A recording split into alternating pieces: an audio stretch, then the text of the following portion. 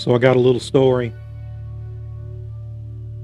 about where I grew up on the banks of the Contentnea Creek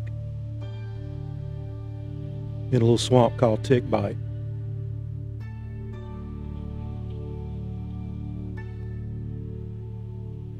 Most people today will never understand the sound of eastern North Carolina before daylight.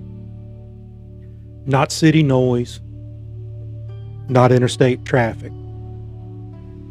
I'm talking about the sound of a swamp, the sound of a country waking up. Somewhere along the Contentnea Creek long ago, before the sun ever showed itself, an old truck would cough to life. Dog boxes rattling in the back, a thermos of steaming coffee through cracked windows.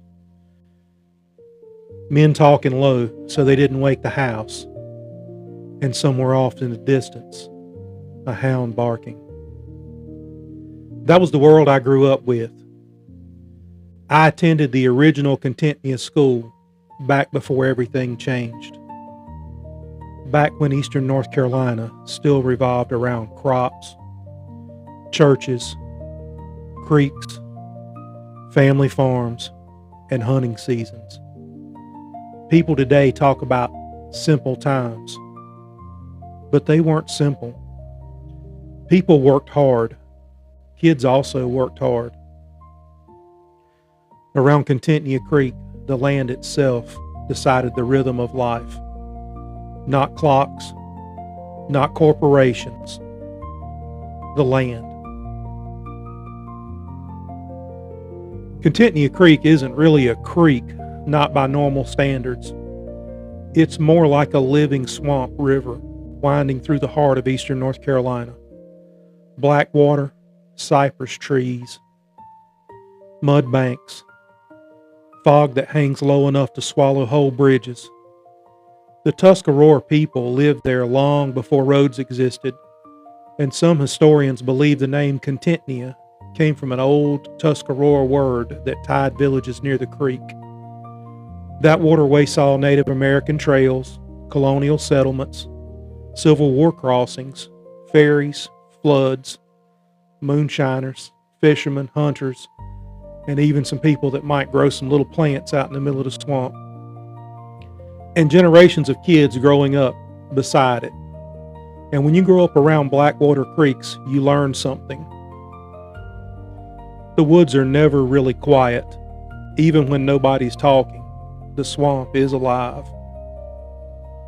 Now, I told you I attended the original Contentnea school from kindergarten through 6th grade. And back then, schools were different. Teachers knew entire families, not just students. My 5th grade teacher taught me, my brother, and my sister. Think about that for a minute. Most schools barely know the students' names. Back then, teachers knew where you lived, who your parents were, what church you attended, and whether your daddy deer hunted or not.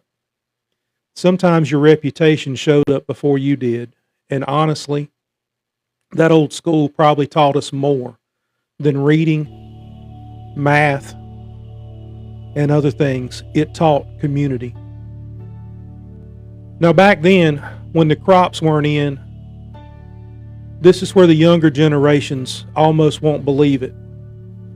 Sometimes school got delayed because the crops were still in the field. Now, I'm not talking about a snow day. I'm not talking about hurricanes. I'm talking about crops. Because eastern North Carolina still depended on farming, and the children helped. That wasn't considered strange. It was life. Tobacco season especially changed everything. We were up before daylight. Tractors roared to life. Trailers rolled. Barns heated up. Hands got sticky with tobacco gum. And schools understood that reality because most teachers came from the same farming communities. Most of the teachers, well, at least many of the teachers, their husbands farmed and they taught school. Everybody worked. Everybody helped. And honestly, kids growing up that way learned responsibility early. The land did not care about excuses.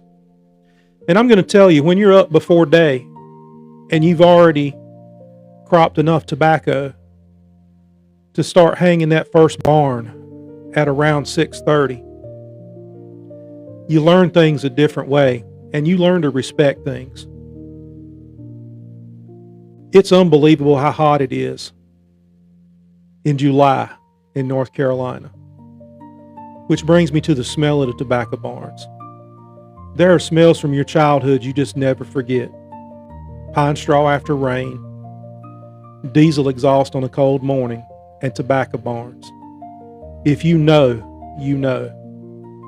That sweet hot smell rolling out when the barn doors open before daylight, steam rising into cool morning, parents exhausted from working the fields,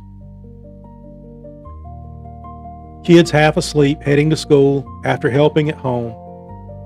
People romanticize the past now, but those families earned every dollar. Eastern North Carolina tobacco culture built entire communities, schools, churches, stores, baseball fields, volunteer fire departments. And even through much of that world has disappeared, the memories didn't. I'm going to tell you, tobacco built Eastern North Carolina. There's no ifs, ands, or buts about it. Just about it. You look outside, you see the fire department, you see different things. I can tell you tobacco money was involved. And then there was something about an old rural school bus ride early in the morning, especially in the fog. You'd ride past soybean fields, tobacco rows, old barns, swamps, creeks with mist hanging over them. Sometimes you'd see deer standing beside the road. Sometimes your neighbor's dogs are running loose through the fields, and everybody on that bus knew everybody. Cousins, neighbors, church members, farmers, future fishermen, future factory workers, and even future soldiers. That's the path I would choose. Some people never left Eastern North Carolina. Others did, but a lot of them still carry those roads inside of them. The old hunters around the Contentnea Creek weren't influencers. They weren't celebrities. They didn't have camcorders. But they carried a lot of modern people knowledge that people don't know. I'll tell you this, they did have cameras, and there was a lot of pictures taken at deer camp. But those old folks could predict the weather by smell, track a deer through a swamp, identify a dog by its bark, and navigate the woods without a GPS. And before daylight, you'd hear them gathering, truck doors slamming, dog barking alive, coffee cups clanking. And that sound was part of Eastern North Carolina itself. Many of those old hunters have gone now. They've walked their last trail, and they've crossed over into a life that's different. But the oral history disappears too unless we keep telling the stories. People around Contentnea Creek told the stories differently. Not polished stories, real stories. Stories told beside dog boxes, around tailgates, under carports during thunderstorms, and sitting at the old country store. You would learn so much about the community just going down the old country store and sitting there. This community I live in has experienced floods. We've got ghost stories, giant bucks. The largest buck taken in the county that I live in, and I think it still holds the record today, was taken by a group of children on their way to high school. Think about that for a minute now. We had rifles and stuff in the trucks, and this huge buck was taken on our way to school. We cleaned the deer between the auto shop and the carpentry shop. We used a rack that the auto shop used to pull engines, and then we carried the meat over to home ec, and the girls cooked it, and that's what we had for lunch that day. That was high school. When I was in high school, that's a real story. But see, that's disappeared, just like many of the other old stories. But the community holds stories of floods, ghosts, giant bucks, dogs that just vanished, strange lights over the swamps, old ferries shallowed by water. See, that's something interesting. You can just about walk across Contentnea Creek now. But believe it or not, it used to have river boats that came up the creek. One of the guys that gathered at the old country store was a riverboat captain, and he told of how he used to bring his boat into Braxton's Landing on Contentnea Creek. And, this happened before my time, so I never saw the riverboats on Contentnea Creek or the Neuse River. But they were there. And the storytelling tradition shaped me. It shaped me more than I realized at the time, because Eastern North Carolina has been a place where history and folklore blur together. Most kids today will never know that version of America. They'll never know a time without smartphones, without the internet. They'll never know a time without GPS. Back then, I could disappear in the woods until dark, and nobody panicked. People fixed things instead of replacing them. The neighbors actually knew each other. I remember the whole neighborhood getting together and having a fish fry. Everybody brought a little something and went out in Dad's shop and fired up the fish cooker and fried the fish and cut up potatoes and made homemade French fries and made slaw. It was a different time. And communities were tied together by land, weather, farming, hunting, fishing, and church. Well, the world wasn't perfect, but it was real. And sometimes I think people today are starving for something more authentic because so much of life feels artificial. Maybe that's why these stories still matter. Contentnea Creek's still there. Still winding through eastern North Carolina, and still carrying the fog through those cypress trees before daylight. The trucks have changed. School has definitely changed. And the farms have changed. The old tobacco barns are no longer used. Many have collapsed themselves or been torn down. Many of the old hunters are gone. The old farmers are gone.